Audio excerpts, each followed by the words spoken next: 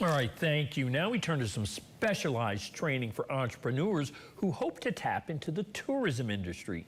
Today, business got together for an event to promote tourism right here in Mercer County. Our Clayton McChesney was there to check it out. Around 20 businesses and organizations came to the Chuck Mathena Center for a tourism mashup event, hosted by the Mercer County Convention and Visitors Bureau. This was an opportunity to mingle with other tourism destinations and learn how these destinations aren't in competition with each other, but in a symbiotic relationship. To quote High School Musical, "We're all in this together." People, when they come to visit, the point of entry might be Lake Shawnee, but after that, they're going to go eat. They're going to go do something in the evening time, and if they stay the night, the next day they need something to do.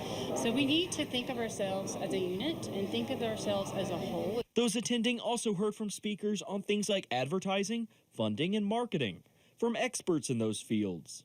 We spoke to one business owner there who says he learned a lot about how the technology used to reach customers is constantly changing. He recommends the mashup event for similar businesses wanting to help themselves by helping others.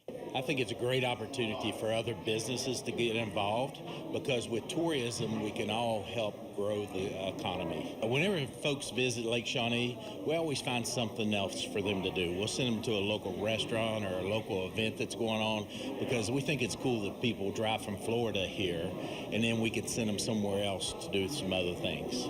Knowles says she hopes to make the mashup event a series by holding similar events throughout the year. White says he plans to attend the future ones as well and encourages others to do the same. Here for you in Princeton, I'm Clayton McChesney, WVVA News.